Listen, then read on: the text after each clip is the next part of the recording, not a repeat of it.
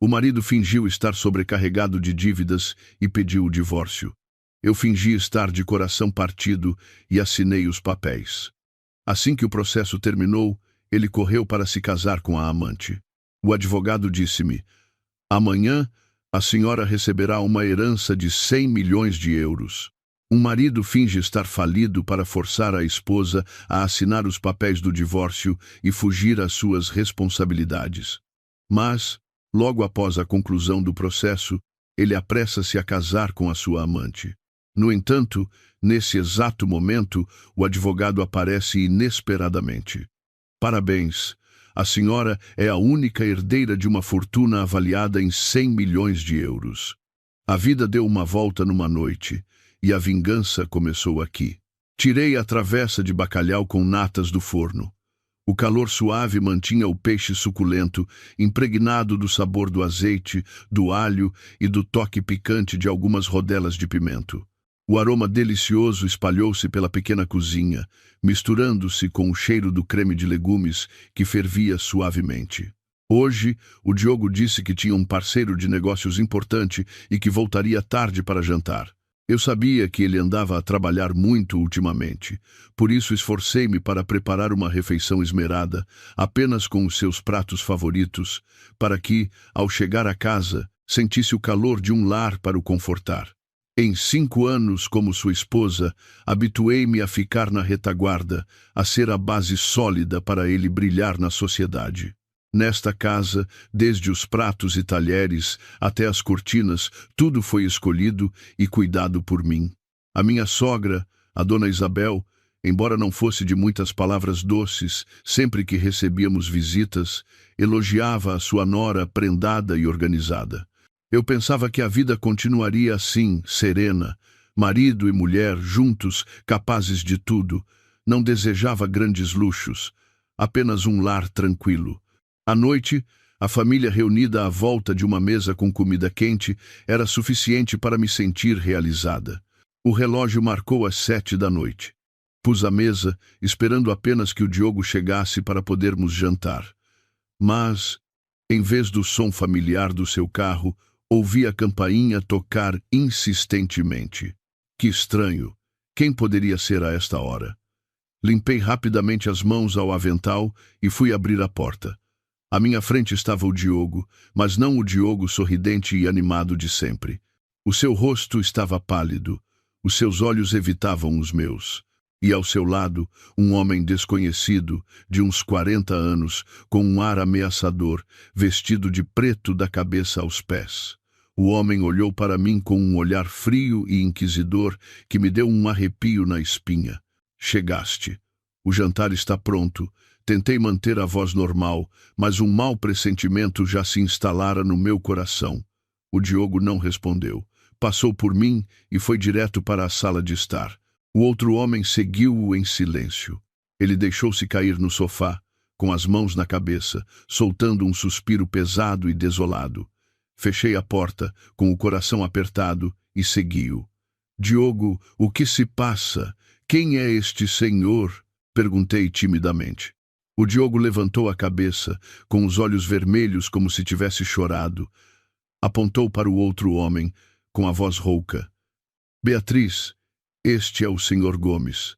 Desculpa-me, os negócios correram mal, devo-lhe muito dinheiro. O meu coração falhou uma batida.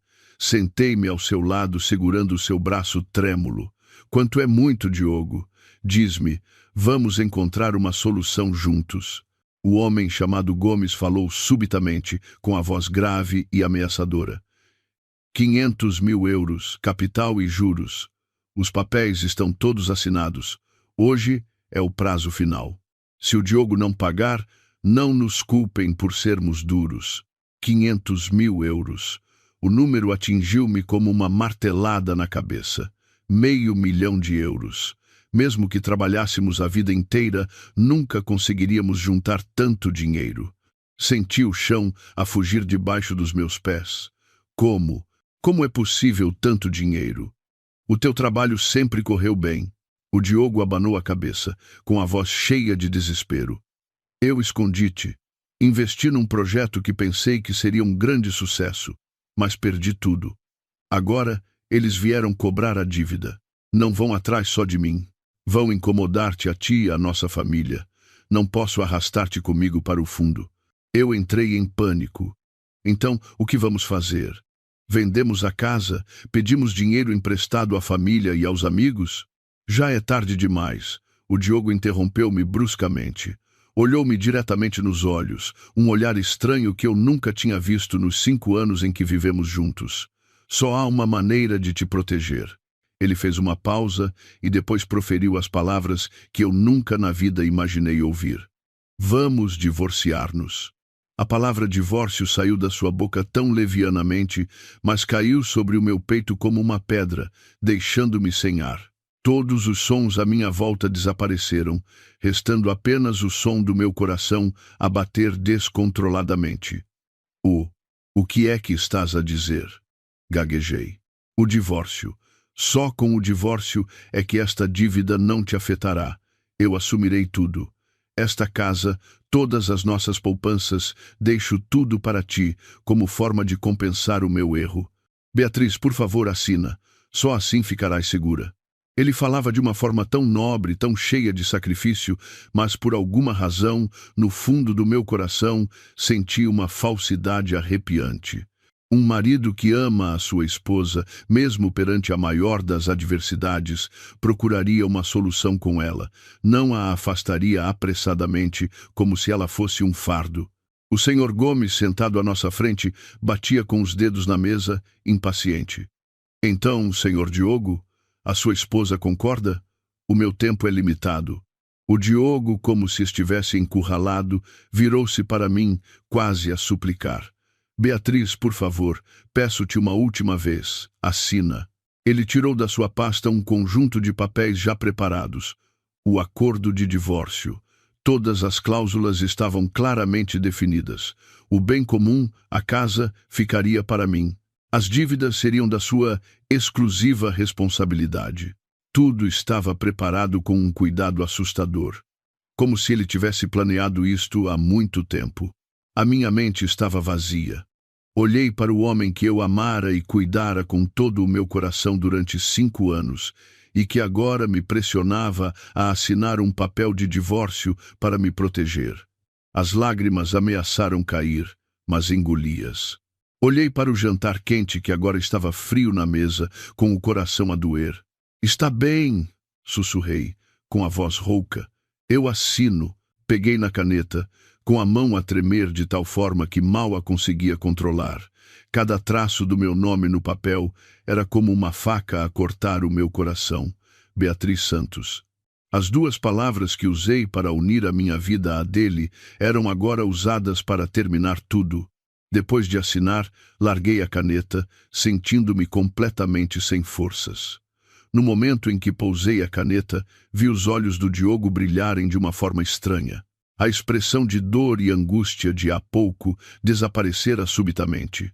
Ele agarrou apressadamente os papéis da minha mão, verificando a assinatura como se temesse que eu a tivesse escrito mal, e depois guardou-os cuidadosamente na pasta.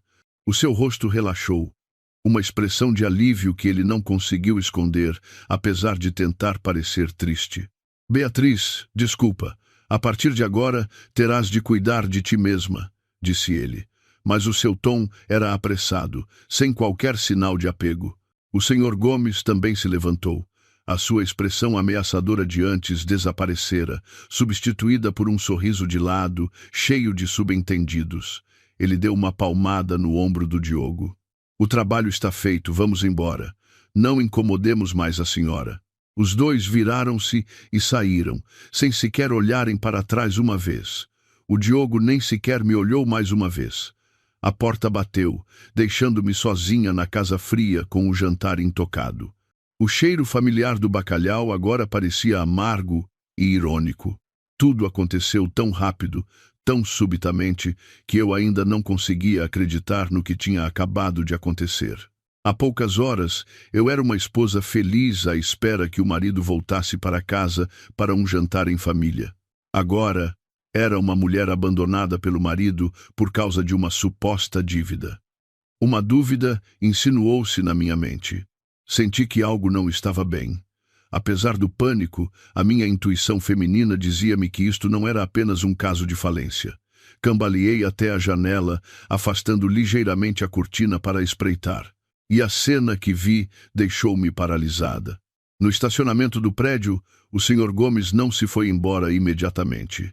Ele estava ao lado de um carro preto que o esperava. O Diogo saiu rapidamente do prédio e do carro saiu uma mulher jovem e bonita. Usava um vestido vermelho justo, o cabelo ondulado e volumoso e maquilhagem impecável. Ela correu para abraçar o Diogo, sorrindo radiantemente. O Diogo tirou o acordo de divórcio da pasta, mostrando-o à mulher como se fosse um troféu.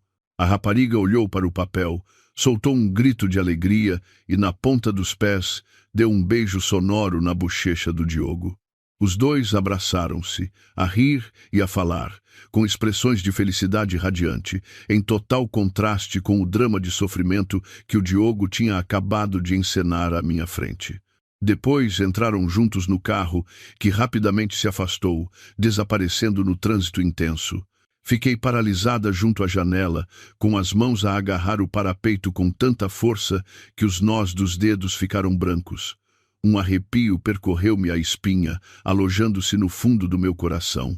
Não era a dor de uma esposa traída, mas a fúria avassaladora de alguém que foi enganado, tratado como um idiota. Então era isso. Tudo não passara de uma peça de teatro bem ensaiada. Não havia falência, não havia proteção, não havia sacrifício, apenas traição e mentira. Ele queria deixar-me para ficar com aquela mulher. Com medo de ter de dividir os bens, com medo dos problemas de um divórcio normal, inventou esta desculpa de uma dívida colossal para me forçar a sair de mãos a abanar e ainda por cima a sentir-me grata por ele me ter salvo. A raiva não se transformou em lágrimas, mas solidificou-se no meu peito. Eu não chorei, nem uma única lágrima. Achei apenas ridículo. Ridículo pelos 5 anos da minha juventude.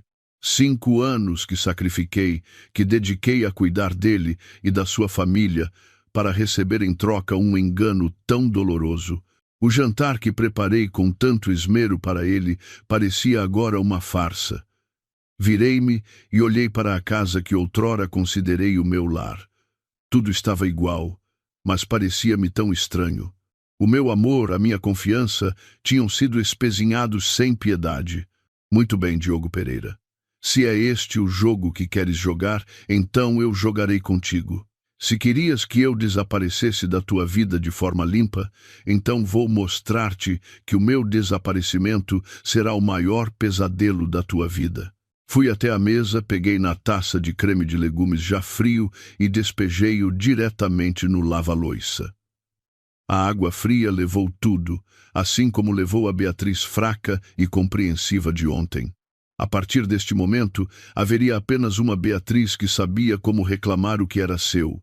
Nessa noite, não dormi. Sentei-me sozinha no escuro, a olhar pela janela, com a mente a fervilhar de planos de vingança.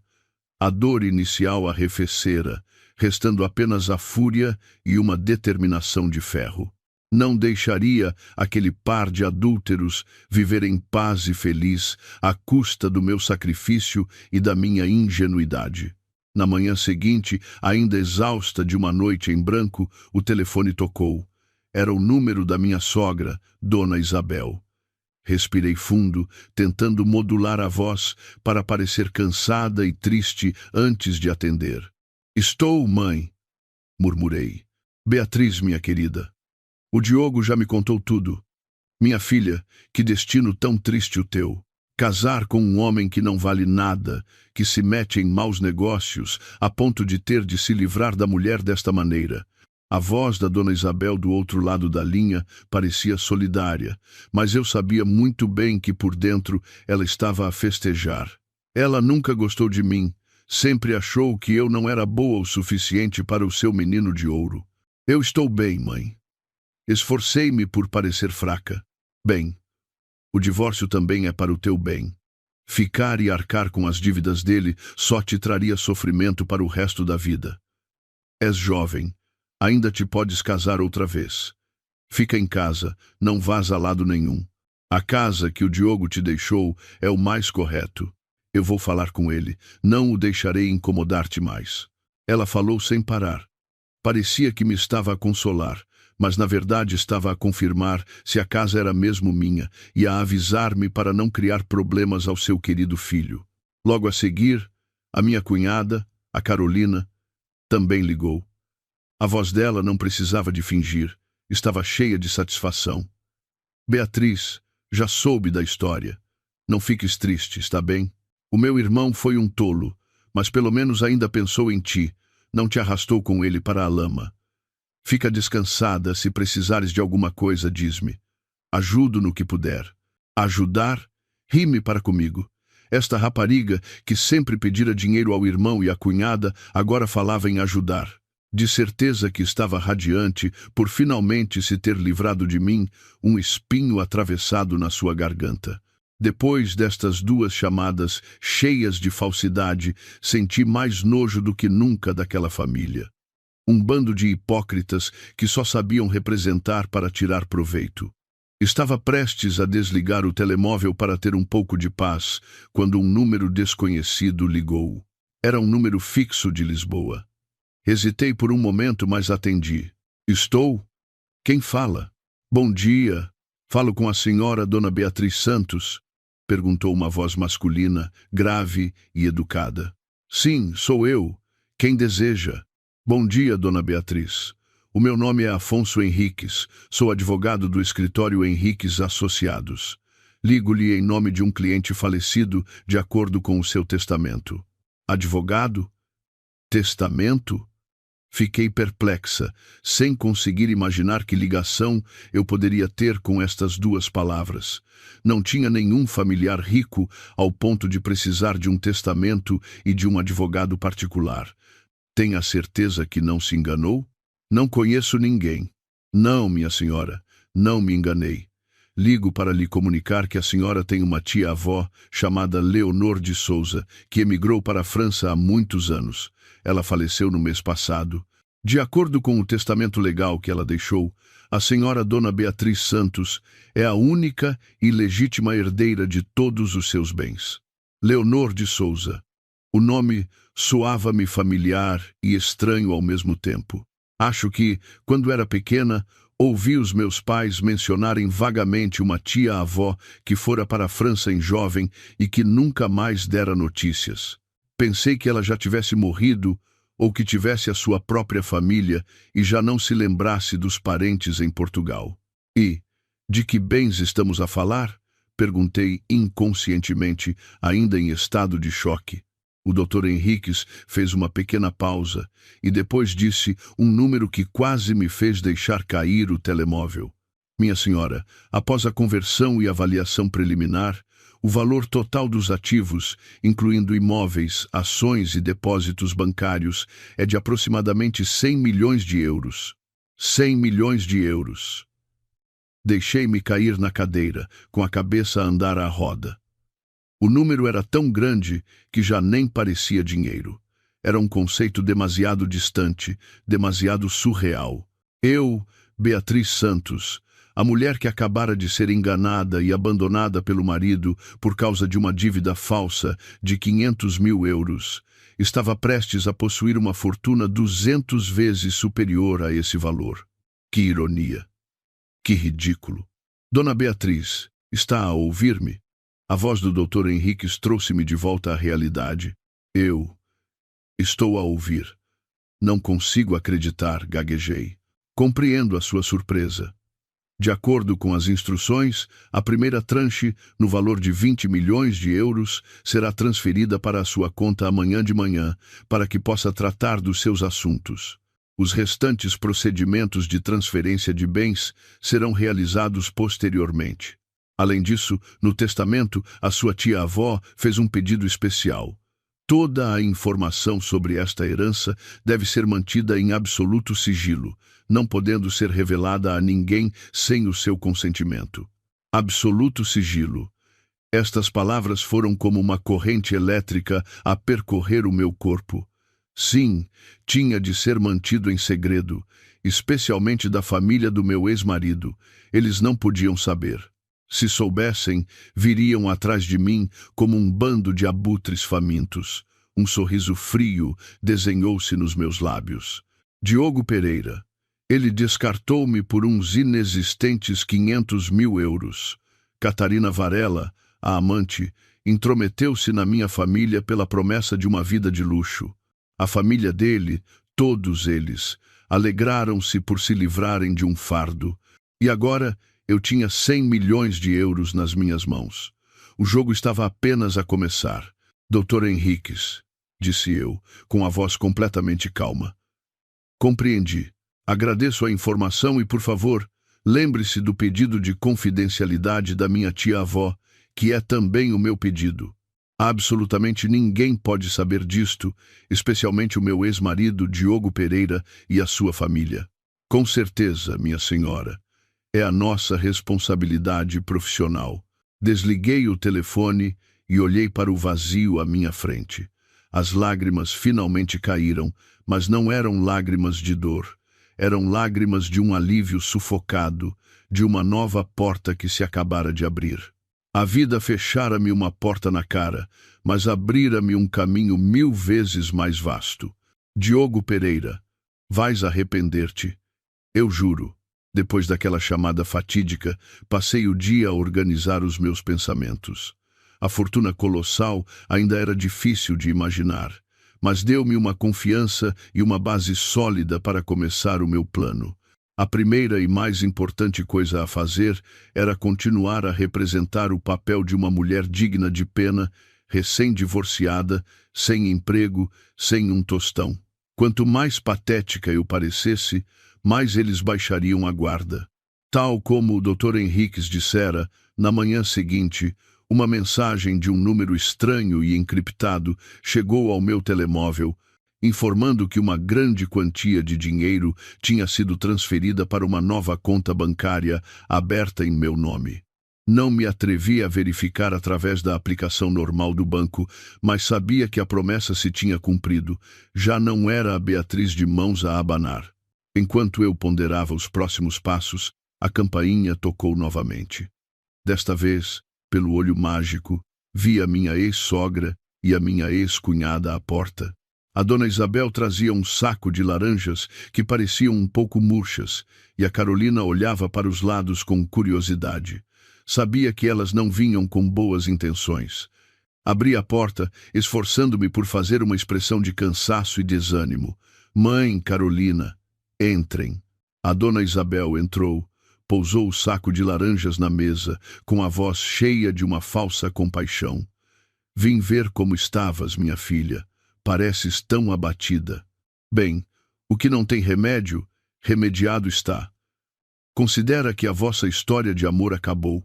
A Carolina também interveio, dando uma volta pela sala de estar, como se estivesse a inspecionar a propriedade. A casa continua tão arrumada.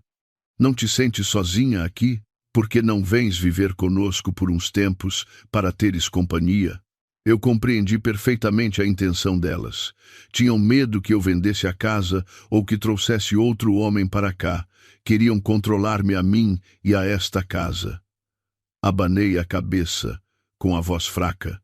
Obrigada, mãe Carolina, mas prefiro ficar sozinha, em paz. Já estou habituada a esta casa. A dona Isabel sentou-se no sofá, deu-me umas palmadinhas na mão e foi direta ao assunto. Olha, não te zangues comigo. Aquela dívida de 500 mil euros, embora o Diogo a tenha assumido toda, achas que os agiotas te vão deixar em paz? E se eles vierem aqui cobrar? És uma mulher sozinha, o que farias? Que tal? Passares a casa para o meu nome. Eu fico como proprietária só para te proteger. Se acontecer alguma coisa, eu, como pessoa mais velha, posso falar com eles. Assim que tudo se acalmar, devolvo-te a casa imediatamente. Que te parece? Quase me ri alto. Que raposa velha! Queria enganar-me para eu lhe passar a casa legalmente. Se eu concordasse, era certo que nunca mais haveria. Fingi estar assustada, encolhendo a mão. Oh, mãe! Tenho tanto medo. Não me atrevo a mexer em papéis agora. O Diogo disse que a casa era para mim. De certeza que eles não me vêm procurar. Vendo que eu não caíra na armadilha, a dona Isabel pareceu desagradada, mas manteve a voz doce. Eu só me preocupo contigo. Pensa bem no assunto. Afinal, sempre te considerei como uma filha. E agora que deixaste o emprego, como te vais sustentar? Precisas de alguma ajuda? A Carolina acrescentou. É verdade, não tenhas vergonha. Somos família. Eu sabia que esta era mais uma armadilha. Queriam saber se eu ainda tinha poupanças para poderem tirar-me o resto. Obrigada, mãe e Carolina. Ainda tenho algum dinheiro de parte. Deve chegar para uns tempos. Quando acabar, procurarei um novo emprego, respondi, tentando parecer que estava realmente em dificuldades. Ouvindo a minha resposta e vendo que não havia mais nada a extrair de mim, as duas ficaram mais um pouco e depois despediram-se. Antes de sair, a dona Isabel não se esqueceu de me lembrar. Pensa no que te disse. Tudo o que faço é para o teu bem. Acompanhei-as até a porta e batia com força assim que elas se viraram. A falsidade delas dava-me náuseas. Para o meu bem, elas só queriam o bem delas próprias. Assim que elas saíram, liguei ao Dr. Henriques. Dr. Henriques, sou eu, a Beatriz Santos. Dona Beatriz, tem novas instruções? Dr. Henriques, preciso que me ajude com uma coisa.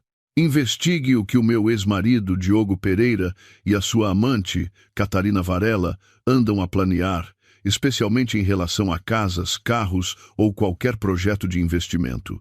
Com certeza, minha senhora, darei início às investigações imediatamente. E mais uma coisa, disse eu, com a voz a tornar-se fria. Quero que me ajude a comprar um apartamento. A Penthouse, a mais bonita e cara do empreendimento Infinity Tower. Todo o processo deve ser feito em nome de um fundo de investimento privado que o senhor criará para mim, chamado Fundo Confiança Lusitana. O meu nome não pode aparecer em lado nenhum. O Dr. Henriques ficou um pouco surpreendido, mas rapidamente recuperou o seu profissionalismo. Compreendido, minha senhora. Tudo será feito de acordo com as suas instruções. Infinity Tower. Era o condomínio de luxo mais exclusivo da cidade, frequentado pela alta sociedade. Lembro-me de uma vez o Diogo ter apontado para um cartaz publicitário e me ter dito: quando eu for bem-sucedido, compro-te um apartamento lá. Agora, ele sonhava com isso, mas com outra mulher. Pois bem, Diogo Pereira, vamos ver qual será a tua reação quando o teu sonho for roubado pela mesma esposa que tu descartaste. O meu plano de vingança começará precisamente com o teu sonho de luxo. Alguns dias após a primeira chamada, recebi uma mensagem do Dr. Henriques que dizia apenas: convido-a para um chá na Empório do Chá às 15 horas. Era um pequeno salão de chá numa rua tranquila da Baixa, um lugar completamente inadequado para um advogado de renome ou para uma mulher prestes a herdar milhões. Compreendi a sua prudência, e isso aumentou a minha confiança nele. Vesti uma roupa simples e discreta e apanhei um táxi para o local combinado. O salão de chá estava quase vazio, com apenas uma música ambiente suave. O Dr. Henriques já me esperava num canto discreto, com um pequeno dossiê à sua frente. Ao ver-me, levantou-se e cumprimentou-me com um aceno de cabeça educado. Dona Beatriz, por favor, sente-se. Sentei-me, um pouco ansiosa. Já tem alguma informação? O Dr. Henriques empurrou o dossiê na minha direção. Minha senhora, este é um relatório preliminar. Segundo as nossas investigações, o Diogo Pereira está atualmente a tentar finalizar um projeto de startup de domótica. Ele investiu todo o seu capital e pediu mais dinheiro emprestado para o projeto. Quanto a Catarina Varela, depois de se casarem, está a pressioná-lo para comprar uma casa. Eles já visitaram vários locais e o seu principal objetivo é a Penthouse Duplex, na torre central do empreendimento Infinity Tower. A primeira página do dossiê continha fotografias tiradas discretamente ao Diogo e à Catarina, de mãos dadas, no átrio do Infinity Tower. O rosto da Catarina estava radiante, cheio de sonhos. O meu coração já não doía. Sentia apenas um desprezo frio. O sonho dela estava a ser construído sobre mentiras e sobre a dor de outra pessoa. Essa penthouse ainda não foi vendida, continuou o Dr. Henriques. O preço de tabela é de 5 milhões de euros. Se a senhora decidir, podemos avançar imediatamente. Este é o processo de constituição do Fundo Confiança Lusitana. Todos os seus futuros ativos podem ser registrados em nome deste fundo para garantir privacidade e segurança. Folheei o processo e assenti com determinação. Avance, doutor. Compre essa penthouse imediatamente, com pagamento integral a pronto.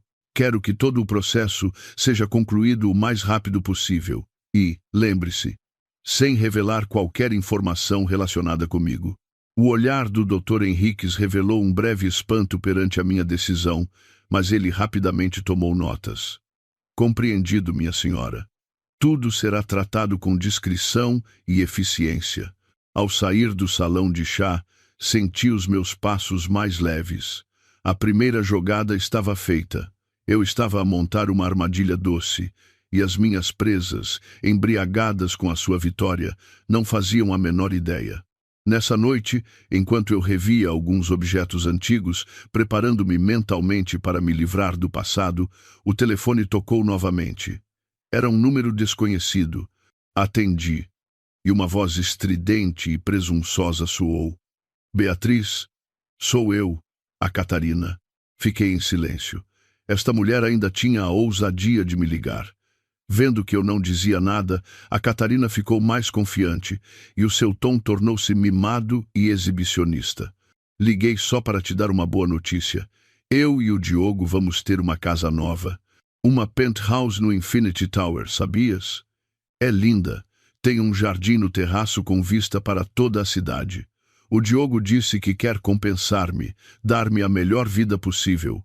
Ele até disse que viver contigo era sufocante, que não conseguia realizar grandes coisas. Agora, comigo ao seu lado como inspiração, ele pode ser verdadeiramente ele mesmo. Cada palavra dela era como uma agulha a picar o meu orgulho. Mas, estranhamente, não senti dor. Achei apenas ridículo. Ela estava a descrever com entusiasmo um sonho que eu acabara de comprar. Forcei um suspiro ao telefone. Ah, sim? Parabéns aos dois. Oh, vá lá, não fiques triste, disse a Catarina fingindo consolar-me. É o destino, não se pode lutar contra ele. A propósito, o Diogo também falou de ti. Ele disse que, afinal, foram casados e que se tiveres dificuldades no futuro, ele não ficará de braços cruzados. Ele é um homem tão bom, não achas?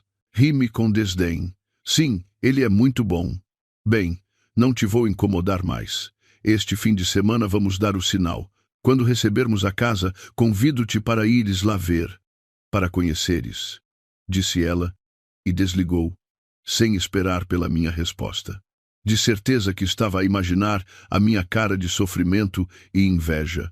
Mas ela estava enganada. Não sabia que acabara de se gabar de um sonho vazio. Aquela casa, ela nunca a teria. E eu ia certificar-me de que isso seria apenas o início da sua longa série de desilusões. Alguns dias depois, forcei-me a sair de casa para apanhar um pouco de ar. Ficar fechada entre 4 paredes não era a solução. Vagueei pelas ruas familiares, com a mente em turbilhão. Não sei por que artes do diabo, os meus pés levaram-me até a zona da conservatória do Registro Civil, e foi então que os vi. O Diogo e a Catarina. O Diogo usava um fato elegante e a Catarina um vestido branco imaculado, parecendo uma noiva. Saíam da porta da conservatória de mãos dadas, segurando 2 certidões de casamento de capa vermelha. Ambos pareciam radiantes de felicidade. A Catarina até levantou a certidão, encostando a cabeça ao ombro do Diogo para tirar uma selfie. O sorriso deles era uma afronta para mim. Há apenas uma semana, naquele mesmo local, eu e o Diogo tínhamos finalizado o nosso divórcio. Virei rapidamente o rosto, encontrei um banco de jardim num canto do parque em frente e sentei-me, fingindo não os ver. Não queria confrontá-los naquele momento, mas parece que o destino queria pregar-me uma partida. Depois de tirarem fotografias até se fartarem, caminharam na direção do parque, provavelmente para ir para o estacionamento. Beatriz, o que fazes aqui? A voz do Diogo soou, com um misto de surpresa e embaraço. Levantei lentamente a cabeça, forçando um sorriso constrangido. Estava só a dar um passeio. Parabéns aos dois. A Catarina olhou-me de cima a baixo, com um olhar que não escondia o seu triunfo. Levantou deliberadamente a certidão de casamento, exibindo-a à minha frente. Obrigada. Acabamos de oficializar. A partir de hoje, somos marido e mulher, perante a lei. O Diogo disse que este é o primeiro presente que me dá. O segundo será a penthouse, no Infinity Tower. Estamos a caminho do escritório da construtora para tratar de tudo. O Diogo tossiu discretamente, talvez achando que a Catarina estava a falar demais, mas o seu olhar para mim ainda estava cheio da presunção de um vencedor. Beatriz, tens estado bem? Baixei a cabeça, fingindo olhar para os meus sapatos. Tenho estado como sempre. Nesse preciso momento, um carro de luxo parou em frente ao parque. A porta abriu-se e o doutor Afonso Henriques, impecavelmente vestido com um fato, saiu segurando uma pasta de cabedal azul escura. Olhou em volta por um momento e depois caminhou rapidamente na minha direção. Dona Beatriz, disse ele, com um tom extremamente respeitoso, ignorando completamente a presença do Diogo e da Catarina. Peço desculpa pela demora. Este é o contrato final de compra e venda da Penthouse Pum da Torre Central. A construtora precisa da sua assinatura final para concluir o processo de transferência de propriedade. O pagamento já foi efetuado na totalidade. Ele abriu a pasta à minha frente. As palavras Contrato de compra e venda da Penthouse Duplex Pum e o nome Fundo Confiança Lusitana por baixo saltaram à vista do Diogo e da Catarina. O ar à nossa volta tornou-se subitamente denso. O sorriso nos lábios da Catarina congelou. Os seus olhos arregalaram-se, fixos no contrato e depois em mim, com uma expressão de total incredulidade. A certidão de casamento na sua mão pareceu tornar-se pesada, quase caindo ao chão. O Diogo ficou de boca aberta, o seu rosto mudando de cor a cada segundo, da surpresa à confusão e depois à suspeita. Ele gaguejou. Advogado. Infinity Tower. Beatriz. O que é isto? Peguei calmamente na caneta que o Dr. Henriques me entregou, sem sequer olhar para os detalhes do contrato, pois sabia que ele tinha preparado tudo na perfeição. Assinei o meu nome no campo representante do Fundo Confiança Lusitana. A minha assinatura foi firme e decidida. Depois de assinar, devolvi a pasta ao Dr. Henriques. Está feito. Obrigada. Deu-lhe muito trabalho. É o meu dever, minha senhora, assentiu o Dr. Henriques. A documentação legal e as chaves ser-lhe-ão entregues nos próximos dias. Com a sua licença, retiro-me. Dito isto, ele virou-se e afastou-se profissionalmente, deixando para trás um silêncio sufocante. O Diogo foi o primeiro a quebrar o silêncio. Apontou para mim, com a voz a tremer. Beatriz Santos, explica-te. Onde arranjaste dinheiro para comprar um apartamento no Infinity Tower e logo a Penthouse? Que jogo é este? A Catarina também pareceu despertar, gritando estridentemente. É verdade? De onde veio o dinheiro? Ou foi o Diogo que tu deu às escondidas? Diogo, diz-me, deste-lhe dinheiro sem eu saber? Levantei-me lentamente, sacudindo a roupa sem pó. Olhei diretamente nos olhos do Diogo e depois para o rosto contorcido de raiva da Catarina. Um leve sorriso apareceu nos meus lábios pela primeira vez desde o divórcio. De onde arranjei o dinheiro? Acho que isso já não é da tua conta, pois não, Diogo Pereira, disse eu, enfatizando cada palavra. Estamos divorciados. E tu? Virei-me para a Catarina. Devias perguntar ao teu recém-marido o que ele te prometeu e se ele tem capacidade para cumprir. Dito isto, não lhes dei oportunidade de reagir. Virei-me e afastei-me calmamente. Atrás de mim, ainda ouvia os gritos da Catarina a interrogá-lo. a voz do Diogo a tentar explicar-se apressadamente. Juro que não lhe dei um cêntimo. Também não percebo o que se está a passar. Discutam. Desconfiem um do outro. A semente da discórdia foi lançada, e eu sabia que em breve germinaria e destruiria o que eles chamavam de amor. A sensação de satisfação ao ver as caras de espanto do Diogo e da Catarina durou apenas um instante, sendo rapidamente substituída por uma calma fria. Isto era apenas o início. Eu sabia que, após o choque de hoje, eles não me deixariam em paz. E tal como eu previra nos dias seguintes, a minha vida começou a sofrer perturbações subtis. Primeiro, uma antiga amiga em comum ligou-me. Depois de algumas formalidades, foi direta ao assunto.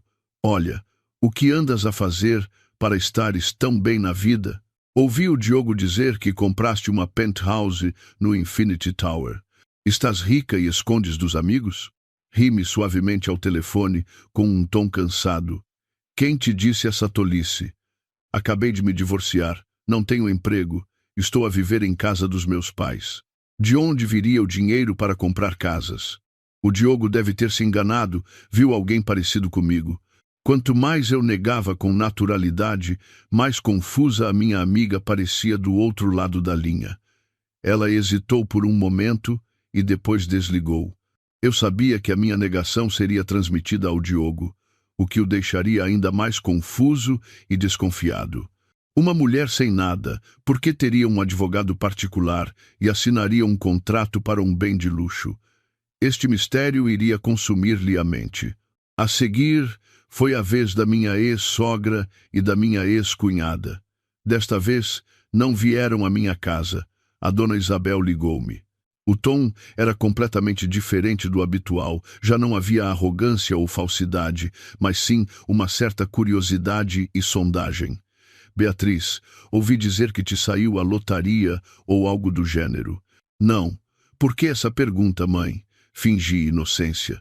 Bem, o Diogo contou-me que te viu com um advogado a assinar papéis para uma casa de milhões. Se tiveste essa sorte, devias contar à família para nos alegrarmos contigo. Afinal, já fomos família. Ela tentava parecer próxima. Isso não aconteceu. O Diogo deve ter se enganado. Passo os dias em casa, não vou a lado nenhum. Que advogado? Não tenho dinheiro para pagar a um advogado. Neguei tudo terminantemente. Eu sabia que a família dele estava em alvoroço, sem conseguir perceber o que se estava a passar. A minha súbita riqueza, se fosse real, seria um grande choque para eles. Tinham-me descartado como um objeto velho, e agora esse objeto tinha o potencial de brilhar mais do que qualquer coisa que eles possuíssem. Isso deixava-os simultaneamente curiosos e furiosos. Entretanto, recebi um relatório do Dr. Henriques.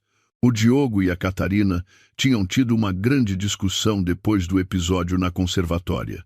A Catarina recusava-se a acreditar que o Diogo não me tinha dado dinheiro às escondidas, e o Diogo estava desesperado por não conseguir explicar a situação. Ele até mandou investigar discretamente o doutor Henriques e o Fundo Confiança Lusitana. Mas, claro, todos os seus esforços foram em vão. O Dr. Henriques tinha criado uma fachada perfeita. O Fundo Confiança Lusitana estava registrado no estrangeiro, com representantes que não tinham qualquer ligação comigo. Todas as pistas levavam a um beco sem saída. A incapacidade de descobrir a verdade deixava o Diogo cada vez mais irritado. Começou a descarregar a sua frustração na Catarina, dizendo que era por causa das exigências dela que ele estava sob tanta pressão. A relação deles, construída sobre promessas materiais, começava a mostrar as primeiras fissuras. Eu acompanhava todos estes desenvolvimentos em silêncio. Não precisava de fazer muito, apenas manter o silêncio e deixar que a suspeita e a curiosidade deles crescessem e os consumissem por dentro. O meu plano estava a correr como previsto. Eu tinha lhes tirado o maior sonho, e agora era a altura de visar a base da autoconfiança e arrogância do Diogo Pereira, o seu projeto de startup. Numa manhã, recebi o segundo dossiê do Dr. Henriques. Era um relatório detalhado sobre o projeto de domótica que o Diogo estava a desenvolver. Ao folhear as páginas, um sorriso frio voltou a aparecer nos meus lábios. Afinal, o projeto do qual ele tanto se orgulhava era apenas uma casca vazia. O relatório do Dr. Henriques era mais denso do que eu esperava, e cada palavra expunha a fraqueza e a ilusão do Diogo Pereira. O seu projeto de casa inteligente parecia impressionante, mas a tecnologia era copiada, sem qualquer inovação. O modelo de negócio era irrealista. Para manter as aparências e a operação, o Diogo tinha gasto todo o seu capital inicial e recorrido a empréstimos de agiotas com juros exorbitantes. A dívida fictícia de 500 mil euros que ele inventou para me enganar no divórcio era, afinal, apenas a ponta do iceberg da sua dívida real. Mais importante, o relatório indicava que a sobrevivência de todo o projeto dependia agora de um único investidor, o Sr. Amaral, que estava prestes a injetar uma grande quantia de capital para que o Diogo pudesse lançar o produto no mercado. Sem este investimento, a empresa do Diogo entraria em colapso no prazo de 1 mês. O Sr. Amaral. Era esse o calcanhar de Aquiles do Diogo. Peguei no telefone e liguei ao Dr. Henriques, com a voz firme. Dr. Henriques já viu o relatório. Quero que faça 2 coisas. Estou às suas ordens, minha senhora. Primeiro, encontre uma forma de abordar o investidor, o Sr. Amaral. Não diretamente, mas através de um terceiro, como uma consultora de investimentos. Mostre-lhe os riscos do projeto do Diogo Pereira e, ao mesmo tempo, apresente-lhe uma oportunidade de investimento mais atraente e segura. Não me interessa qual é a oportunidade, pode criar lá. O objetivo final é fazer com que o Sr. Amaral desista de investir no Diogo. O Dr. Henriques ficou em silêncio por alguns segundos a pensar e depois respondeu: isso é viável. Temos especialistas em análise financeira e a rede de contactos necessária para o fazer de forma natural e sem deixar rasto. Ótimo. Segundo, continuei. Use o nome do Fundo Confiança Lusitana para criar uma nova empresa de tecnologia chamada Inovatec Portugal. Registre-a no mesmo ramo de atividade da empresa do Diogo. Depois, contacte os funcionários-chave que trabalham para ele e ofereça-lhes o dobro do salário. Quero esvaziar a equipa dele por completo. Desta vez, o Dr. Henriques não conseguiu esconder a surpresa na sua voz. Dona Beatriz, a senhora quer competir diretamente com ele? Eu não quero competir, respondi, com a voz gélida. Eu quero que ele não tenha para onde ir. Quero que o projeto da vida dele, o seu orgulho, morra à nascença. Espalhe o rumor no mercado de que um grande investidor com capital ilimitado está prestes a entrar neste setor. Só esse rumor será suficiente para assustar os outros parceiros mais pequenos do Diogo. Compreendido, minha senhora. Tudo será tratado imediatamente. Os custos necessários serão deduzidos da sua conta. Sem problema, disse eu, e desliguei. Recostei-me na cadeira e olhei para o céu lá fora. O sol brilhava, mas o meu coração estava frio como gelo. O que é que eu estava a fazer? Estava a tornar-me numa pessoa calculista e cheia de esquemas. Mas então, a imagem do Diogo e da Catarina abraçados e felizes no estacionamento voltou à minha mente, apagando qualquer hesitação. Eles nem me deram uma saída. Por que é que eu deveria ter piedade deles?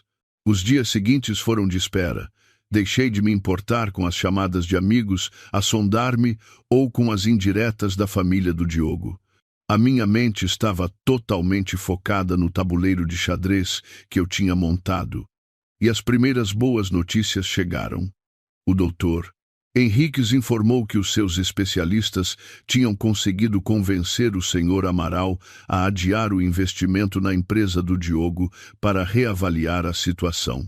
Ao mesmo tempo, a Inovatec Portugal fora oficialmente criada e iniciara a sua campanha de recrutamento. O diretor técnico e o chefe de vendas do Diogo foram os primeiros a receber ofertas de trabalho com condições irrecusáveis. Uma armadilha perfeita estava lentamente a fechar-se. O Diogo Pereira, ainda a desfrutar da sua nova vida com a sua bela e jovem esposa, ainda a sonhar com o dia em que o seu projeto teria sucesso e se mudaria para a casa nova. Ele não fazia a menor ideia de que uma tempestade, criada pela sua ex-esposa, se estava a formar silenciosamente e prestes a varrer tudo o que ele tinha. O meu silêncio era a minha arma mais eficaz. Enquanto eu, tranquilamente em casa, lia, arranjava flores e recebia relatórios regulares do Dr. Henriques, lá fora, a tempestade que eu criara começava a soprar. Tudo começou com sussurros. Alguns fornecedores da empresa do Diogo receberam chamadas anônimas de consultores que insinuavam que a Inovatec Portugal estava prestes a lançar um produto superior e que a situação financeira da empresa do Diogo era alarmante. A princípio, duvidaram, mas quando o diretor técnico e o talentoso chefe de vendas do Diogo se demitiram subitamente e se juntaram à Inovatec Portugal, uma semana depois, o pânico instalou-se. No mundo dos negócios, as notícias espalham-se mais rápido do que qualquer outra coisa. Começou a circular o boato de que a empresa do Diogo era apenas uma fachada, que ele estava à beira da falência. Os restantes funcionários também ficaram inquietos. Viram os dois pilares da empresa partirem, ouviram falar de um novo concorrente poderoso e a lealdade começou a vacilar. Alguns dos mais espertos já estavam a enviar os seus currículos para a Inovatec Portugal. A queda de uma empresa começa frequentemente com a queda da confiança, e eu tinha conseguido destruir essa confiança. Ao mesmo tempo, os credores a quem o Diogo devia dinheiro começaram a sentir o perigo. O Sr. Gomes, ao ver que o Diogo não pagava os juros a tempo, enviou alguns dos seus capangas de ar ameaçador ao escritório do Diogo para uma visita de cortesia. Embora não tenham feito nada de grave, a sua presença foi suficiente para espalhar um clima de medo e pessimismo. Claro que o Diogo escondeu estas notícias da Catarina. Ele ainda tentava fingir que tudo estava sob controle. Mas ele esqueceu-se de que a Catarina vivia num mundo diferente, um mundo de chás da tarde, de grupos sociais, onde as fofocas eram o prato principal. Nesse dia, enquanto a Catarina estava a fazer as unhas num spa de luxo, a sua melhor amiga sussurrou-lhe ao ouvido: "Catarina, como vão os negócios do teu marido? Ouvi dizer que a empresa está cheia de dívidas e que até os agiotas já foram lá cobrar. Num grupo de fofocas online, estão a falar muito sobre isso. Posso imaginar a cara da Catarina naquele momento. Certamente passou da surpresa à raiva e, finalmente, à vergonha. O que ela mais temia não era que o Diogo ficasse sem dinheiro, mas sim que ela perdesse a face perante as amigas. Ela tinha se gabado tanto do seu marido talentoso, do seu futuro de luxo, e agora enfrentava o risco de se tornar motivo de chacota. Nessa noite, a Catarina foi para casa e confrontou o Diogo. Mais uma discussão violenta explodiu. O Diogo negou tudo veementemente, dizendo que eram apenas rumores espalhados pela concorrência para o derrubar. A Catarina, hesitante, já tinha o coração cheio de ansiedade. O sonho do Infinity Tower já se tinha desvanecido, e agora até o seu estatuto de esposa de diretor-geral estava em risco. Eu, sentada na minha antiga casa, com uma chávena de chá quente na mão, lia calmamente o relatório que o Dr. Henriques me enviara. O relatório detalhava o caos na empresa do Diogo, as discussões dele com a Catarina, o pânico dos parceiros. Tudo estava a acontecer exatamente como eu queria. O barco do Diogo estava a afundar-se lentamente e eu não pararia até que ele estivesse completamente no fundo do mar. A minha paciência foi finalmente recompensada. Depois da saída do diretor técnico e do chefe de vendas, um funcionário próximo do Diogo, com medo de que a empresa falisse e não lhe pagassem o salário, contactou secretamente a Inovatec Portugal. Para agradar a nova empresa, entregou alguns dados internos importantes, incluindo o acesso a um antigo e-mail de trabalho que o Diogo já não usava, mas se esquecera de apagar. E foi aí que encontrei o que precisava. Uma cópia digitalizada do contrato de empréstimo entre o Diogo Pereira e o Sr. Gomes, no valor exato de 500 mil euros, com a finalidade claramente indicada como empréstimo pessoal, assinado apenas um mês antes do nosso divórcio. Era isto, a prova irrefutável, a prova de que o Diogo mentira. Não era um empréstimo para negócios, mas para algum fim pessoal. E eu sabia que esse fim não era outro senão sustentar a Catarina e encenar a farsa do divórcio. Com a prova em mãos, não agi precipitadamente. Eu sabia que a Catarina era uma mulher superficial. O que a faria desmoronar não era a verdade em si, mas a forma como a verdade lhe seria revelada. Tinha de ser de forma inesperada, acidental e atingir diretamente o seu orgulho. Pedi ao Dr. Henriques para mandar seguir a rotina da Catarina. Sem surpresa, ela passava a maior parte do tempo em centros comerciais, spas e cafés de luxo. Tinha o hábito fixo de ir a um tratamento de pele no Anantara Spa, na Avenida da Liberdade, todas as quartas-feiras à tarde. Era o momento perfeito. O plano foi meticulosamente traçado. O Dr. Henriques contratou um detetive particular, um homem de meia idade com ar sofrido e credível, para se fazer passar por um estafeta. O contrato de empréstimo de 500 mil euros foi impresso em papel de alta qualidade e colocado num dossiê de aspecto antigo. Nessa quarta-feira, sentei-me num café em frente ao Anantara Spa a observar em silêncio. Por volta das 4 da tarde, a Catarina saiu, com o rosto fresco e satisfeito após o tratamento de beleza. Ia a andar, ia a mexer no telemóvel, provavelmente a publicar fotografias nas redes sociais. Nesse preciso momento, o detetive, no papel de estafeta, carregando uma pilha de caixas, saiu de uma viela, com ar apressado. Ele esbarrou acidentalmente na Catarina. "Ai!" gritou a Catarina, quase caindo. "Oh, desculpe. Peço imensa desculpa", disse o estafeta atrapalhado. O impacto fez com que o dossiê antigo que ele levava caísse ao chão, espalhando alguns papéis pelo passeio. A Catarina, irritada, estava prestes a ralhar com ele quando o seu olhar se fixou em algo. Um dos papéis caíra mesmo aos seus pés. As palavras contrato de empréstimo e o nome do devedor Diogo Pereira estavam impressos a negrito. O valor de 500 mil euros, 500 mil euros, estava escrito por extenso e em algarismos, num vermelho berrante. O estafeta apressou-se a apanhar os papéis, pedindo desculpa sem parar. "Peço imensa desculpa, minha senhora.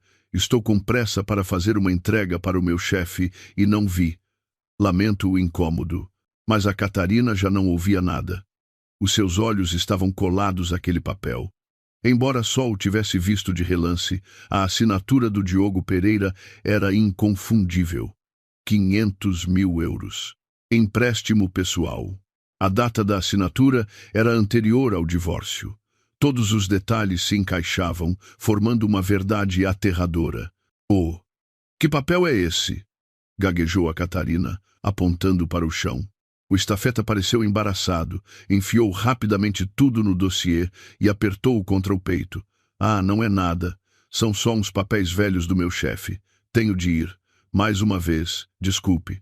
Dito isto, ele subiu apressadamente para uma mota velha, estacionada ali perto, e desapareceu, deixando a Catarina paralisada no meio do passeio. O seu belo rosto estava agora pálido, sem uma gota de sangue. Os lábios estavam cerrados, e a mão que segurava o telemóvel caro tremia incontrolavelmente. A suspeita que a atormentava há tanto tempo tinha agora uma resposta. Mas esta resposta era mais amarga e cruel do que ela poderia imaginar. Afinal, o Diogo não só lhe tinha escondido as dívidas, como já devia uma quantia astronômica antes mesmo de eles estarem oficialmente juntos. Então, e o projeto de domótica? E a promessa de um futuro rico? Seria tudo também uma mentira? Sentada no café, bebi um gole de chá amargo, observando a Catarina afastar-se a cambalear. Este jogo estava a ficar cada vez mais interessante. Eu sabia que naquela noite haveria um verdadeiro furacão na casa onde eles viviam. E eu seria a espectadora a apreciar o som da destruição. O furacão chegou mais depressa do que eu pensava. Logo depois de sair do spa, a Catarina não foi para casa. Conduziu diretamente para o escritório da empresa do Diogo. Naquele momento, a empresa dele estava um caos. Funcionários a demitirem-se em massa, fornecedores a exigir pagamentos e o investidor desaparecido. O Diogo estava sentado no seu escritório, de cabeça entre as mãos, quando a Catarina irrompeu pela porta. Diogo Pereira, explica-me o que é isto. A Catarina atirou a sua mala de marca para cima da secretária do Diogo, com a voz a falhar de tão esganiçada que estava. Tu deves 500 mil euros a alguém desde antes de te divorciares da tua ex-mulher. Por que não me disseste? O Diogo sobressaltou-se, empalidecendo ao ver a fúria no rosto da Catarina. Levantou-se apressadamente, tentando acalmá-la. Catarina, tem calma. Onde ouviste essa tolice? Não há nada disso. Tolice? Eu vi o teu contrato de empréstimo com os meus próprios olhos, gritou a Catarina. Não penses que sou estúpida e fácil de enganar. Diz-me, para que pediste esse dinheiro emprestado? Foi para dar à tua ex-mulher? Ou usaste-o para me sustentar? Para pintar essa imagem de um futuro rico e falso? Atingido em cheio, o Diogo ficou sem saber o que dizer. Não esperava que a Catarina descobrisse aquilo. Não, não é como estás a pensar. Foi dinheiro que pedi emprestado para investir nos negócios. São coisas de trabalho. Tu não entendes. Negócios, riu a Catarina com amargura. Negócios que levaram a empresa a este estado de quase falência. Os funcionários foram-se todos embora. Os agiotas vêm bater a porta. Olha para o teu escritório, parece uma feira desfeita. Tu enganaste-me. A discussão deles tornou-se tão alta que os poucos funcionários que restavam no escritório conseguiam ouvir tudo. Nesse momento, o telemóvel de uma funcionária tocou. Ela olhou e tapou a boca em choque, mostrando ao colega do lado. Um vídeo curto estava a tornar-se viral nas redes sociais. O vídeo mostrava alguns homens tatuados à porta da empresa do Diogo, a gritar e a exigir dinheiro. Ao fundo, a placa da empresa parecia decrépita. A Catarina viu, agarrou no telemóvel. Ao ver as imagens, o seu rosto perdeu toda a cor. Era uma humilhação pública. As suas amigas, a sua família, todos veriam aquilo. Rir-se-iam dela, que abandonara tudo para seguir um homem de promessas vãs. Diogo Pereira. A Catarina atirou o telemóvel ao chão, que se estilhaçou. Tu és um canalha, um mentiroso. Onde está a penthouse no Infinity Tower? Onde está a minha vida de luxo? O que me prometeste? Agora, nem a minha dignidade me resta. Perdendo completamente a calma, a Catarina começou a arranhá-lo e a destruir tudo o que estava na secretária do Diogo.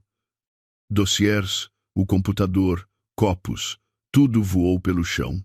O Diogo, que já estava sob pressão por todos os lados, ao ser humilhado em frente dos seus funcionários, também perdeu o controle. Empurrou a Catarina com força, gritando: Cala-te! O que é que tu sabes?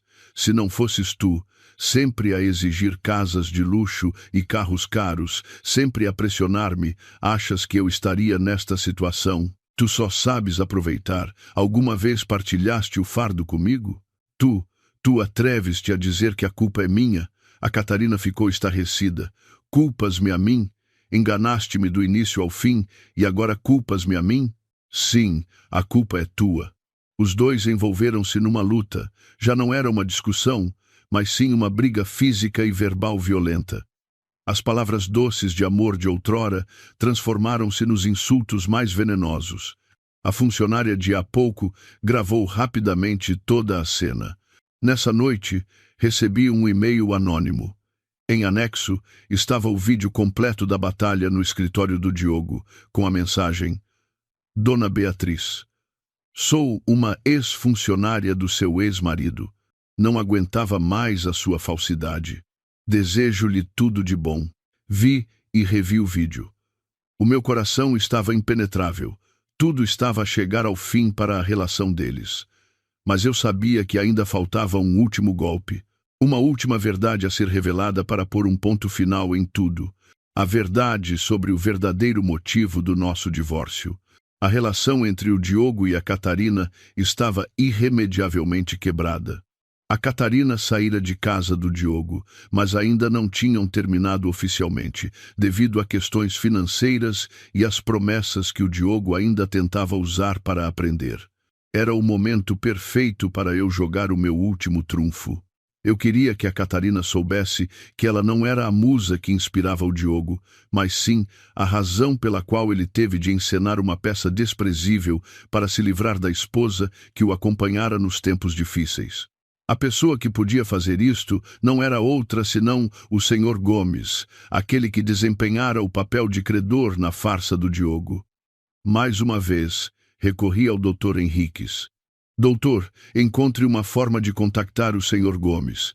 Tenho uma proposta para ele. O Dr. Henriques, com a sua rede de contactos, rapidamente encontrou uma forma discreta de abordar o Sr. Gomes. Este, por sua vez, também estava com dores de cabeça por causa da dívida de 500 mil euros que o Diogo não conseguia pagar.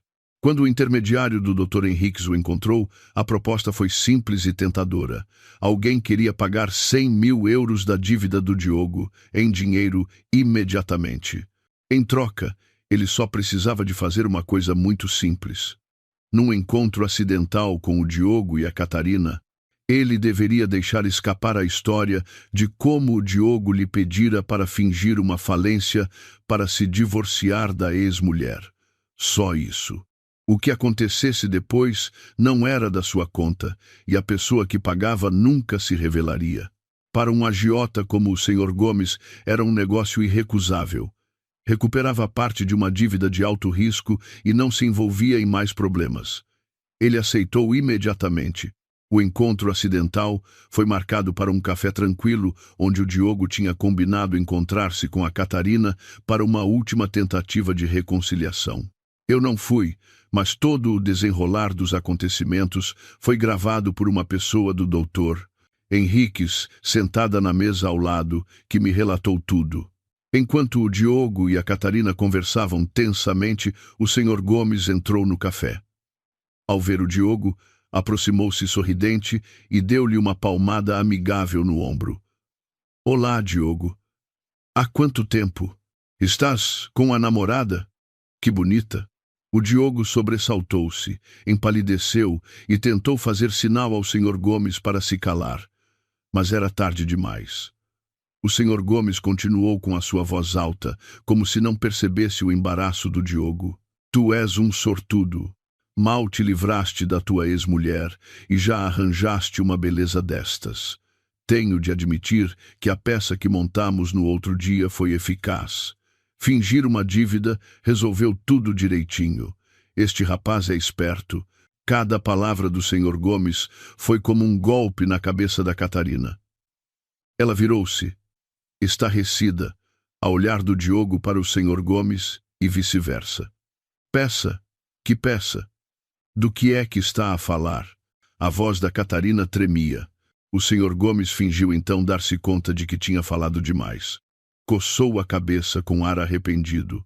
Oh, então a menina não sabia? Ai, a minha vida! O Diogo ainda não lhe contou? Ele pediu-me para fingir que era um credor e inventar uma dívida de 500 mil euros para assustar a ex-mulher e ela assinar o divórcio rapidamente. Ai, que boca a minha! Bem, continuem a vossa conversa. Eu vou andando. Dito isto, o Sr. Gomes desapareceu rapidamente, deixando para trás um silêncio mortal. A Catarina ficou imóvel, o rosto passando de branco a roxo. Virou-se lentamente para o Diogo. O seu olhar já não era de raiva, mas de um nojo e desprezo profundos. Diogo Pereira, a sua voz era fria como gelo. Então era tudo isto. Tu não és apenas um mentiroso, um incompetente, és um canalha desprezível. Usaste uma farsa nojenta para te livrares da mulher que esteve ao teu lado. E eu fui a razão para essa farsa. Ela levantou-se de um salto, pegou no copo de água que estava na mesa e atirou-o à cara do Diogo. Alguém como tu não merece nada. A partir de agora, entre mim e ti, acabou. Nunca mais apareças à minha frente. Dito isto, a Catarina virou-se e afastou-se, decidida, sem olhar para trás, deixando o Diogo sozinho no café, encharcado, humilhado e completamente destruído. Tudo o que ele tentara construir, a carreira, o novo amor, a honra, tudo se transformara em pó numa tarde. Recebi a notícia com uma calma estranha. O jogo de xadrez chegara ao fim. Sentada em silêncio, segurava o telemóvel que acabara de receber o último relatório sobre o incidente no café. A batalha ali terminara rapidamente com a partida decisiva da Catarina.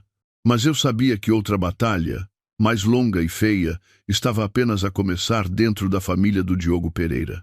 O relatório do Dr. Henriques dizia que, depois da Catarina ter ido embora, o Diogo ficou paralisado no café por um longo tempo. Não a seguiu, talvez por saber que qualquer esforço seria inútil.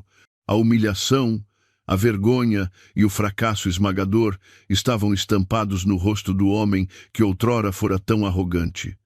Ele não foi para casa imediatamente. Foi beber sozinho, até ficar completamente bêbado. Quando o Diogo regressou a cambalear à casa onde vivera comigo, o lugar que agora deveria ser o seu lar com a Catarina, a sua mãe e a sua irmã já o esperavam. A dona Isabel e a Carolina deviam ter sabido da discussão no escritório e da partida da Catarina. Estavam à espera de uma explicação. E quando o Diogo voltou naquele estado de embriaguez e desleixo, a fúria da dona Isabel explodiu. Olha para ti, olha para o teu estado.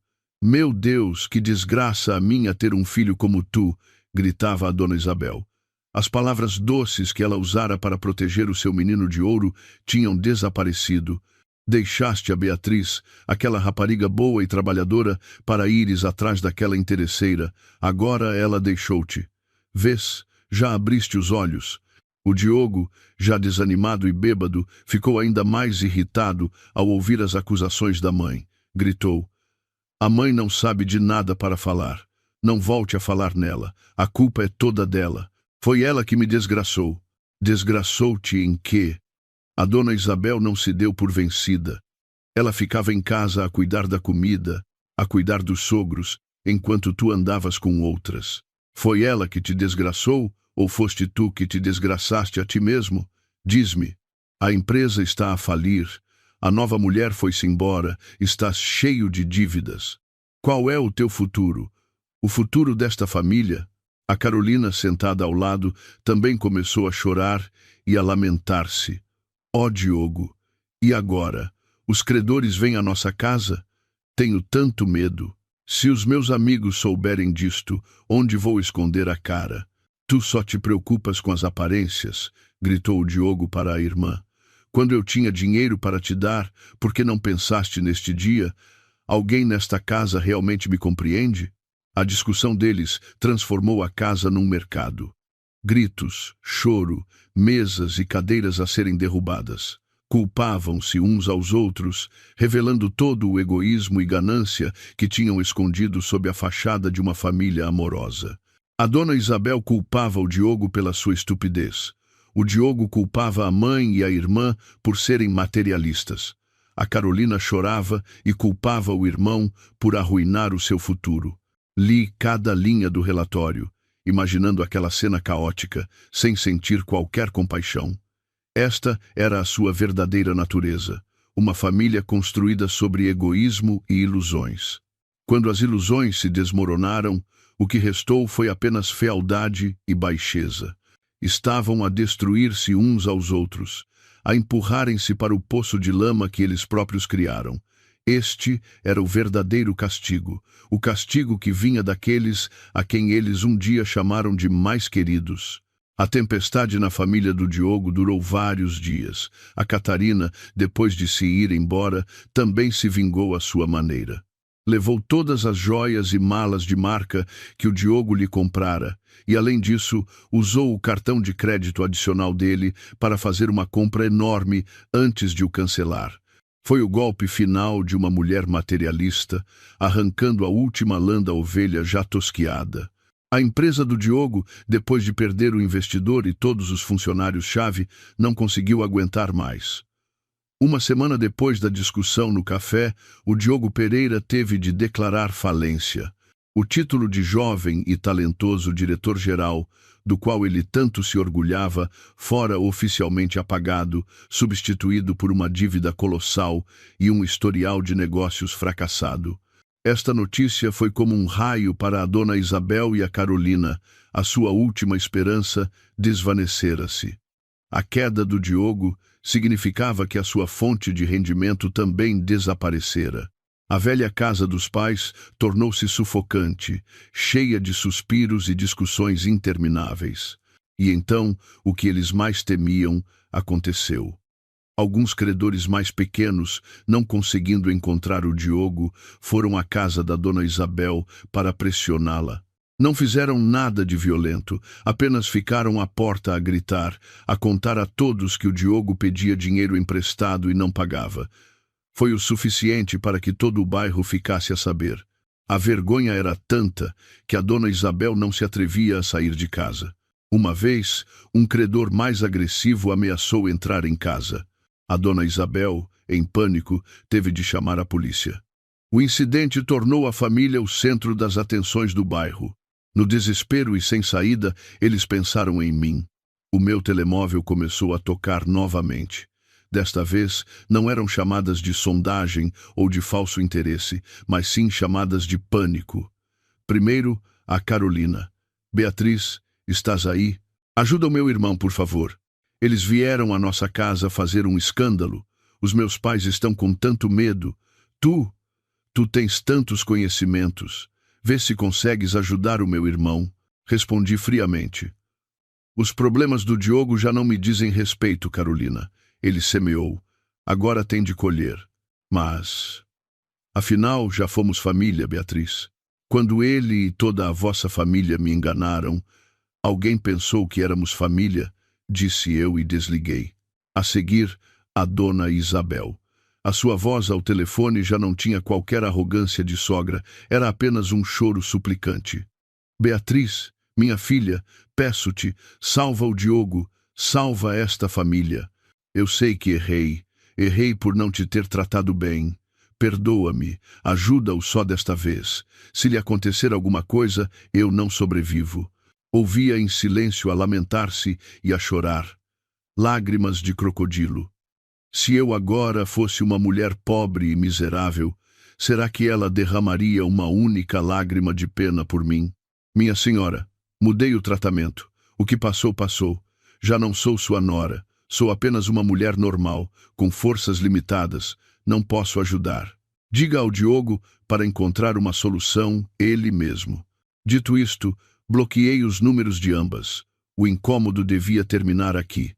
Eles próprios se meteram num beco sem saída. Agora tinham de enfrentar as consequências. Mas o meu plano ainda não tinha acabado. Eles causaram-me demasiada dor e teriam de pagar por cada uma das suas ações. Depois de cortar todo o contato direto, decidi que era a altura de lhes dar um golpe psicológico fatal. Queria que eles vivessem com medo. Não o medo dos agiotas, mas o medo de uma força invisível e poderosa contra a qual não podiam lutar. Dei instruções ao Dr. Henriques. Doutor, na qualidade de consultor jurídico do Fundo Confiança Lusitana, ligue para o número fixo da casa da dona Isabel. Insisti que fosse o número fixo porque sabia que, em casa dela, o telefone estava sempre em alta voz para toda a família ouvir. A chamada foi feita numa tarde. Foi a dona Isabel quem atendeu. Estou, residência da família Pereira. Boa tarde, minha senhora. O meu nome é Afonso Henriques. Sou o advogado que representa o Fundo de Investimento Confiança Lusitana. A voz do Dr. Henrique soou profissional, fria e autoritária. Ligo para informar a senhora e a sua família sobre assuntos relacionados com o seu filho, o senhor Diogo Pereira. Ao ouvir as palavras advogado e o nome de um fundo desconhecido, a dona Isabel ficou um pouco confusa. Fundo? Que fundo? O que é que o meu filho tem a ver com isso? Minha senhora, durante uma investigação interna, descobrimos que o senhor Diogo Pereira utilizou ilegalmente o nome de projetos associados ao nosso fundo para angariar capital de terceiros. Além disso, ele esteve envolvido em transações financeiras pouco transparentes, o que afetou gravemente a reputação do nosso fundo. Temos provas de todas estas atividades.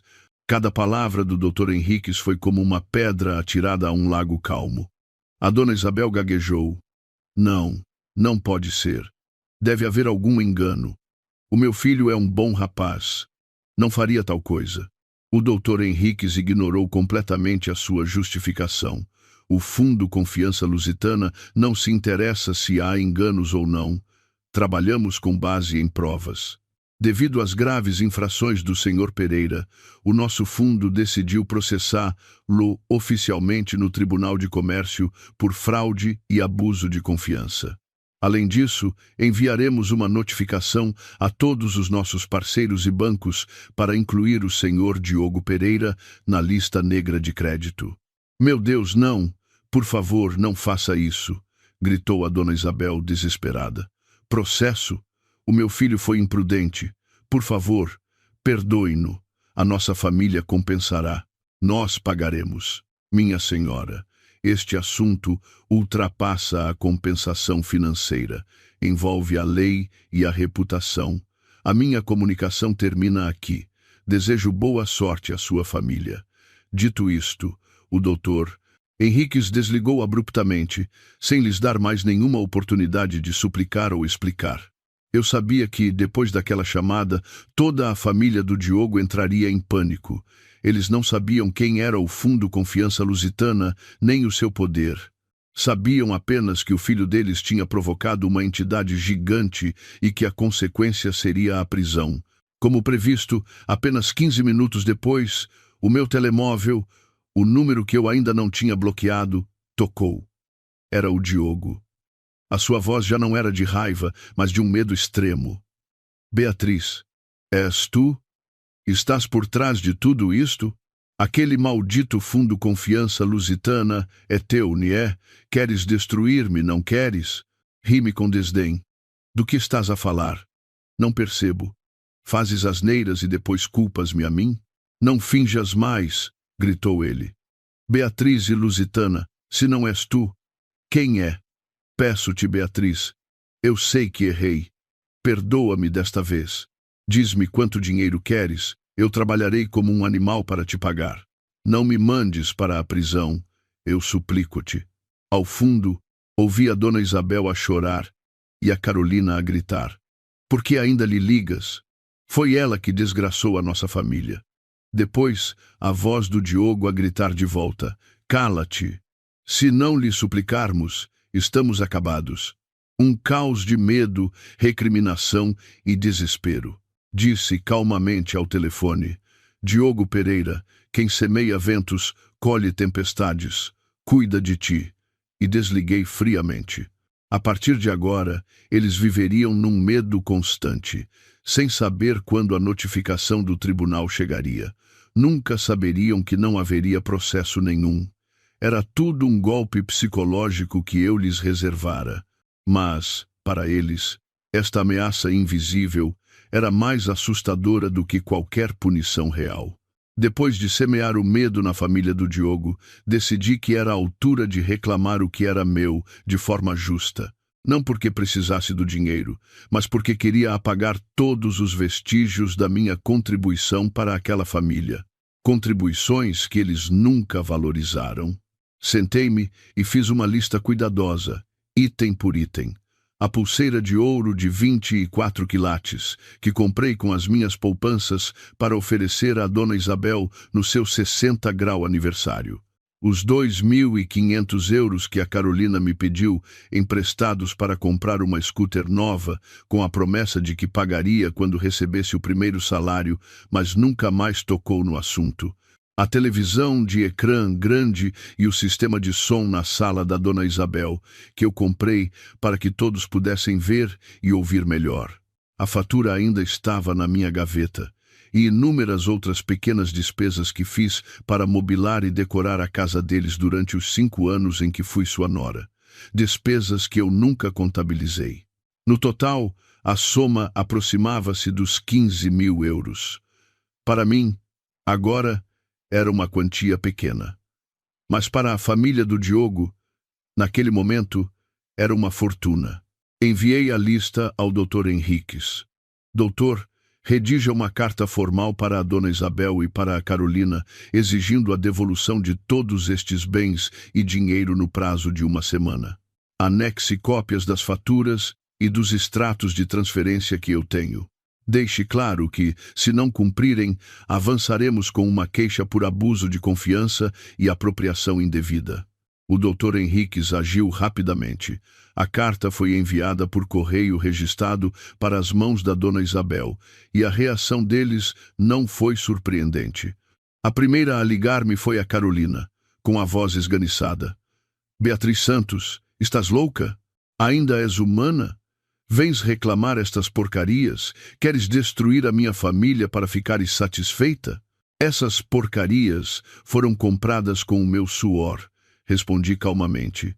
Eu emprestei-te, não te dei. As coisas que comprei para os teus pais foram na qualidade de nora. Agora já não sou da família. É normal que queira de volta o que é meu. Tens 1 semana para te preparares. Não devolvo nada. O que é que me podes fazer? Desafiou ela. Então, vemo-nos em tribunal, disse eu suavemente. Vamos ver se uma rapariga solteira com uma condenação por apropriação indevida no seu registro criminal consegue arranjar emprego ou casar-se facilmente. Do outro lado da linha, silêncio total. Eu sabia que tinha atingido o seu ponto fraco. A Carolina podia ser insolente, mas tinha muito medo de prejudicar o seu futuro. Depois foi a chamada da Dona Isabel. Desta vez, já não chorava nem suplicava, mas era uma mistura de lamentos e maldições. Beatriz, ó Beatriz, como pode ser tão má? A pulseira que uso há tantos anos é uma recordação. Como tens coragem de a pedir de volta? Não tens medo do castigo divino? Minha senhora, quando a senhora e a sua família conspiraram para me enganar, tiveram medo do castigo divino? Retorqui. Eu só estou a pedir o que é meu. Pode não devolver, mas nesse caso, não só a senhora e a Carolina, mas também o Diogo, serão implicados no processo. Ele já tem problemas com a justiça, mas um crime não deve fazer diferença, pois não? A minha ameaça surtiu efeito. A história do Fundo Confiança Lusitana deixara-os aterrorizados. Agora, com mais um processo civil, não tinham forças para resistir. Exatamente 1 semana depois, no último dia do prazo, um estafeta entregou uma caixa no escritório do Dr. Henriques. Dentro estava a pulseira de ouro, alguns objetos e um envelope com 2.500 euros em dinheiro.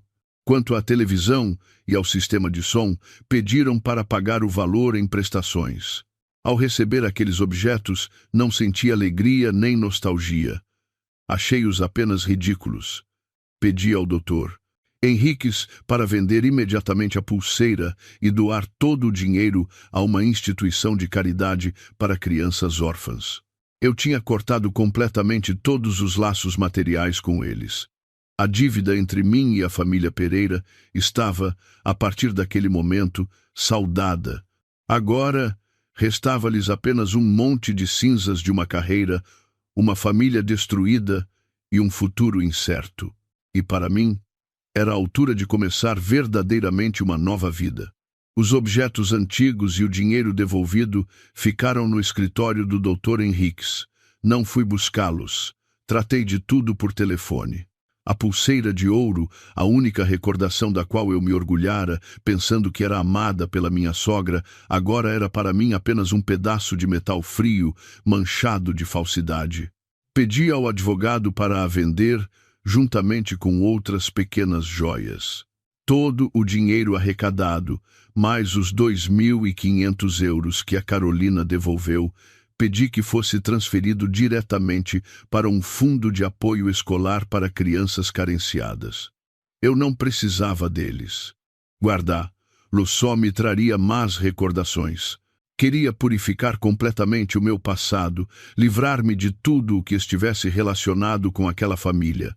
As minhas contribuições ao longo de 5 anos não foram valorizadas por eles.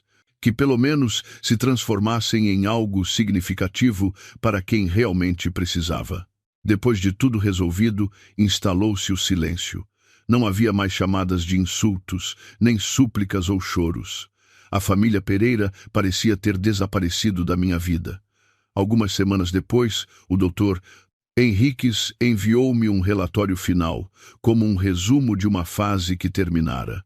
O relatório dizia que, depois de terem de juntar dinheiro para me pagar, a família do Diogo ficara completamente na miséria.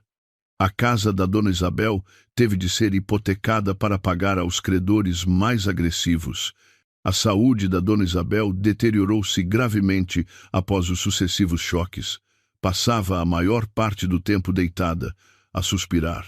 A Carolina, por causa da má fama da família e com medo de ser incomodada pelos credores, casou-se à pressa com um homem muito mais velho do campo. Um casamento sem amor, em troca de uma paz temporária. Quanto ao Diogo Pereira, ele desmoronou completamente. Perdeu a empresa, a nova esposa, foi rejeitado pela família e perseguido por agiotas. Agora era como uma sombra. Já não estava em casa. Dizia-se que fugira para o Ribatejo para se esconder das dívidas, a viver uma vida de precariedade de um lado para o outro. Li estas linhas com uma calma estranha.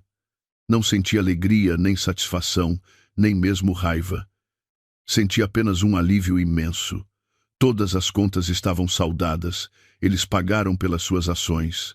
Não porque eu fosse má, mas porque a sua própria ganância e traição os levaram por este caminho. O antigo capítulo da minha vida estava oficialmente encerrado. Olhei em volta da casa onde vivi durante 5 anos, um lugar cheio de mais memórias tristes do que felizes. Era a altura de partir. Era a altura de começar uma nova vida, uma vida que me pertencesse verdadeiramente. A penthouse no Infinity Tower estava com toda a documentação em ordem. As chaves e a escritura foram-me entregues em mão pelo Dr. Henriques. Tudo em nome do discreto Fundo Confiança Lusitana. Não me mudei imediatamente. Queria que o meu novo lar fosse um espaço completamente diferente, sem qualquer vestígio do passado. Contratei os melhores arquitetos e designers de interiores da cidade. O meu pedido foi simples: transformar este lugar num espaço elegante, acolhedor e que refletisse a minha personalidade.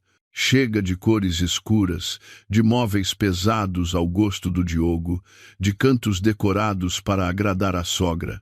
Tudo, desde a cor das paredes, o tecido das cortinas, até ao design da mesa de jantar, foi escolhido por mim. Escolhi tons de branco creme e verde menta como cores principais, criando uma sensação de leveza e tranquilidade. Coloquei um grande piano de cauda num canto da sala, com vista para a varanda. Embora eu não soubesse tocar, sabia que iria aprender. Reservei uma sala grande para ser a minha biblioteca, com estantes de madeira até ao teto, cheias de livros que eu amava. O processo de renovação da casa durou quase 3 meses, e foram 3 meses em que senti que estava verdadeiramente a viver. Todos os dias ia à obra, escolhia pessoalmente cada pequeno detalhe. Não era apenas construir uma casa, era eu a reconstruir a minha própria vida. No dia da mudança, não avisei ninguém. Não tinha muitos pertences para levar da casa antiga. A maioria das coisas lá trazia-me más recordações. Embalei apenas algumas roupas, os meus livros antigos e as fotografias dos meus pais. Conduzi o meu carro novo, um carro de luxo, mas de design discreto, até ao antigo prédio uma última vez. Não subi. Fiquei sentada no carro, a olhar para a janela familiar por um longo tempo. Ali chorei, ri, sonhei e desesperei. Agora, tudo isso ficara para trás. Liguei o carro, acelerei com determinação e entrei no trânsito, sem olhar para trás. A nova penthouse recebeu-me com uma luz solar abundante e um espaço arejado que me deixou deslumbrada. Da varanda do andar de cima, conseguia ver um panorama da cidade a brilhar. Naquela tarde, depois de a empregada ter arrumado as últimas coisas e saído, servi-me de um copo de vinho tinto. Fiquei na varanda, sentindo a brisa fresca no meu cabelo. Aos meus pés, a cidade acendia as suas luzes, cintilando como uma galáxia. Bebi um gole de vinho, o sabor ligeiramente adstringente a espalhar-se na minha língua. Pela primeira vez na vida, senti uma paz e uma liberdade tão grandes, sem ter de esperar por ninguém, sem ter de agradar a ninguém. Esta vida, a partir de agora, era só minha. A minha nova vida desenrolou-se de forma suave e com propósito. A fortuna imensa não me transformou numa pessoa fútil. Pelo contrário, deu-me a oportunidade de fazer coisas com as quais nunca antes ousara sonhar. Inscrevi-me numa aula de arranjos florais artísticos, numa cerimônia do chá e num curso de piano. As minhas tardes, em vez de serem passadas na cozinha, eram agora dedicadas a flores de todas as cores, a aprender a sentir a serenidade em cada chávena de chá ou a deslizar os meus dedos desajeitados pelas teclas do piano. Também comecei a nadar e tirei o curso de mergulho. Queria explorar o mundo, explorar os meus próprios limites. Fiz amizade com pessoas com os mesmos interesses. Eram mulheres independentes, inteligentes e cheias de energia. Não sabiam nada sobre o meu passado. Conheciam-me apenas como Beatriz, uma mulher solteira que amava a arte e as viagens. Com elas, não precisava de ser contida, nem precisava de representar nenhum papel. Ocasionalmente, o Dr. Henriques ligava para me atualizar sobre a situação dos meus ativos. Os investimentos do fundo continuavam a render lucros consistentes. O saldo da minha conta crescia a cada dia. Uma vez, ele informou-me, hesitante: Dona Beatriz, a empresa do senhor Diogo Pereira concluiu oficialmente o processo de falência. Os restantes ativos foram vendidos para pagar aos credores e aos funcionários. Ah, sim, respondi, com a voz calma. Aquela notícia já não despertava qualquer emoção em mim. E mais uma coisa, acrescentou o Dr. Henriques. A mãe do Sr. Pereira, a dona Isabel, tentou ligar várias vezes para o escritório, a pedir o seu número de telefone e morada. Diz que quer encontrar lá para pedir desculpa. De acordo com as suas instruções, recusamos fornecer qualquer informação. Fez muito bem. Continue assim, disse eu. Aquele pedido de desculpa tardio, eu não precisava dele. Perdoar pode ser fácil, mas esquecer não é. Não queria que ninguém daquela família perturbasse mais a minha vida pacífica. Uma tarde, passei de carro em frente ao restaurante de luxo que, antigamente, eu e o Diogo só nos atrevíamos a olhar de fora. Parei o carro e entrei, sozinha. Pedi os pratos mais caros, aqueles que eu outrora cobiçava, mas não ousava sonhar. A comida era boa, mas não era isso que me fazia feliz. A felicidade vinha do facto de eu poder fazer aquilo por mim mesma, sem depender ou esperar pela caridade de ninguém. A minha vida agora estava cheia de coisas positivas. Aprendi a amar-me, a cuidar das minhas próprias emoções. A cicatriz no meu coração talvez nunca sarasse completamente, mas já me doía. Estava lá, como uma recordação de um passado ingênuo e da força que tenho hoje. O tempo passou. Um ano decorreu desde que me mudei para o Infinity Tower. A minha vida entrara completamente numa nova órbita, pacífica e independente. Num dia, no final do ano, fui para o aeroporto para me preparar para uma viagem sozinha pela Europa. Enquanto esperava na sala de embarque da classe executiva, vi uma figura familiar. A Catarina. Ela já não tinha o ar arrogante e deslumbrante de antigamente. O vestido de marca que usava parecia velho e o rosto, maquilhado à pressa, não conseguia esconder o cansaço. Sozinha, arrastava uma mala grande, com ar de quem luta. A Catarina também me viu. O seu olhar passou pela surpresa, depois pela inveja e finalmente pela vergonha e embaraço. Ela baixou rapidamente o rosto, arrastou a mala para um canto e fingiu não me conhecer. Eu sorri levemente e voltei a ler o meu livro.